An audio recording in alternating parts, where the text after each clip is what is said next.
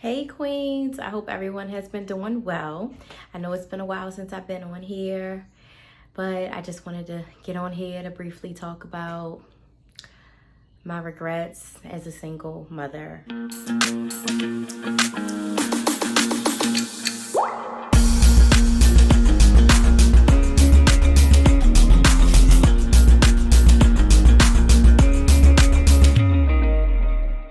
So, as many of you all know, I am a single mother of three. And my job is never done. It's not easy, but I make it happen. So I kind of go back and forth at times with an inner conflict. And that inner conflict is me looking back on the past, saying, if I could have did this differently, maybe this would have turned out this way. I should have did this differently. So that lets me know that I haven't fully forgiven myself and I haven't fully let go of what was. And I need to move forward, with what could be or what will be. So, none of my experiences were good experiences. And I'm talking about my pregnancies. I have let that go because I understand that I can't go back to that. And it happened and I got through it. But I have to take responsibility because this was because of the people that I chose to have children with. So I have to take responsibility for that and those decisions that I made, And when I look back at it, it's not so much even their fault. It's not any of our fault, but we do have to take responsibility for the decisions that we made. People can only do as best as they can with what they have. And what I mean by that is when I look back on the men that I chose, they didn't have fathers in their lives. They didn't have a positive male role model to show them what it looks like to be a man and what it looks like to sacrifice. They didn't know what that looked like, They may have exhibited being masculine and, I know how to change, I know how to pay my bills, and they may have talked a good game. I'm a man and this, that, and the third, but that doesn't really mean that they knew exactly what to do. And back then, I felt like these men know what they're doing. They can do this. They can act this way. My expectations of them were very high because they appeared to be what I thought that they could be, because when they went to work, they paid their bills. They were able to live on their own. They were able to make decisions, and I felt as if they knew what to do. I felt like it was innate. And as I've grown over the years, I see that things have to be taught to us. We have to be molded. We are products of our environment. Now, don't get me wrong. Sometimes people grow up in the perfect household with their mom and their dads, and they still turn out being, something not so quite as to what they were supposed to be molded into. And I've seen that many times, that happens. But coming from a single parent home myself, never having a father, never having a male role model to really show me what that self-love is, that esteem, and to really show me, hey, you don't accept this from a man. You don't do this. Now, I'm not blaming this on my childhood, but that is kind of where it all starts. That's where it's rooted from. Poor upbringing, and my mom did the best she could do with what she had. But because of ignorance and lack thereof, I've seen things growing up. I've been through things were said to me that didn't really help my growth into a young woman that I was, becoming into. So I had to quite learn on my own, and I didn't learn from experiences, because somewhere down the line when I was younger, I felt like I'm not going to be like that person. I'm not going to be like this. And I winded up being just like them because I thought that you just go after what you want. Hey, if I want that man, then that's the man that I'm supposed to have, and that's the man that I should be with because I'm beautiful. And that's not how it works.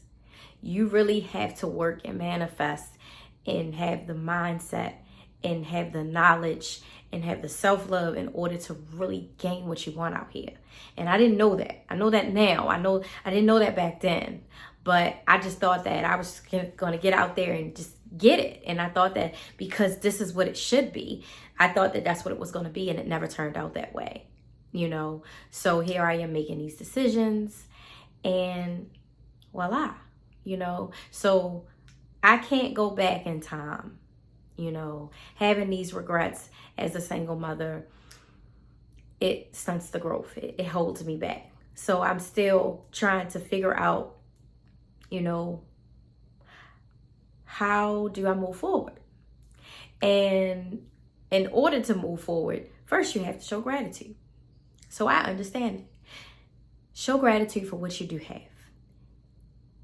I'm very thankful for the fact that I was able to give life to, you know, 3 healthy children. And I don't know, I may be able to experience again.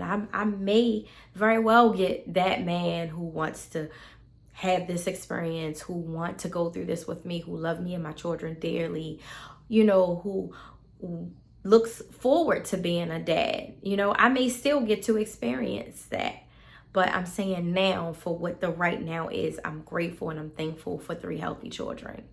I'm thankful that I was able to have healthy pregnancies. I'm thankful that I was able to get through these pregnancies and have these children get here safely and sound, despite all of what I went through, because each pregnancy was tough emotionally. And my 3rd pregnancy was tough physically and emotionally.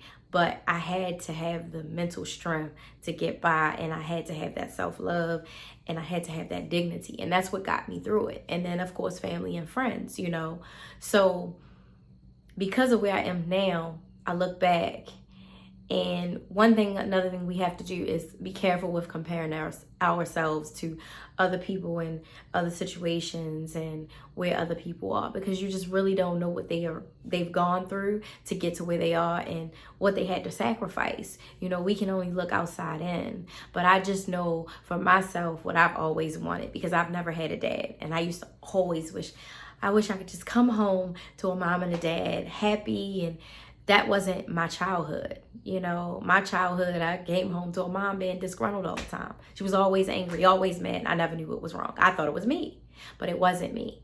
You know, it was because she had unresolved issues. But, you know, I digress. I save that for another time. So I always wanted that white picket fence with that husband, and I never got it, you know. And I have to take responsibility because I had a choice. But I just didn't make the choice to, you know, lay down on the table. I gave my children life, and I sacrificed no matter what the circumstances were. I pulled through and I pushed through it, because them having a life was more important than, hey, you're just going to try to just erase all of this because of how you feel emotionally and because this is a tough situation. No, I decided, because this is what I had at hand, I'm going to have my children. They are a part of me. Despite what I'm getting ready to go through with their dads, despite me not being the only one responsible for this, I am going to take full accountability and responsibility for these children. I am going to give them life, and I'm going to do my best to make sure that they have what they need. Although they don't have the nuclear household, the mom and the dad. They don't even know what that looks like. You know, they have to look at other people and other role models. But I decided, and that's where I give myself grace, you know, because I did make a tough decision, and I was very selfless. Even when I could have made other decisions, but I didn't, because I loved my children before they were even in hand, before they even had a heartbeat. It's a part of me. It's a part of God. Push through, Shanae. Get through it. You can do it. You made this bed, so you need to lay in it. So that's where I give myself grace, you know. And until this very day, I'm still here taking care of my children, doing the best that I can. And I do okay for myself, and it's a blessing from God. No, I'm not where I want to be. I'm not rich and, you know, things like that. But I'm able to be self-sufficient and on my own and not really have to depend on anyone. And, you know, not saying that we don't need people, but sometimes that's a good place to be in. You know, it's a blessing. So hopefully my experience and what I just shared with you all can help someone, because you're not alone. Because sometimes I tend to feel that way, like I'm alone. No one else knows what this feels like. You know, it's just me in this world, but I'm not by myself. I'm not the first person to go through it, and I won't be the last. So I continue to give myself grace, and I continue to thank God, the Most High, where I am now, because it could be worse. It could be a lot worse. And I think about that. I do look at other people's situations and be like, wow, I'm blessed. No, I don't have the husband. No, I don't have a man, you know, here with me raising these children and helping me out. But I'm blessed to be able to still stand on my 2 feet and to mold them as best as I can and provide for them financially. So I have so many different things to be thankful for. And that's where it all starts. And that's where the regret starts to end, when you become thankful for where you are now, because then you'll make room for better things to come. So queens, I hope you all are doing your queens and things. I hope that you are giving yourself grace and staying safe out here. Thank you so much for watching. Please like this video, subscribe if you can, and in the comment section, any feedback, all feedback is welcome. Let me know what you have done to move past your regrets in life. Until next time, take care. And if I can do it, you can do it too.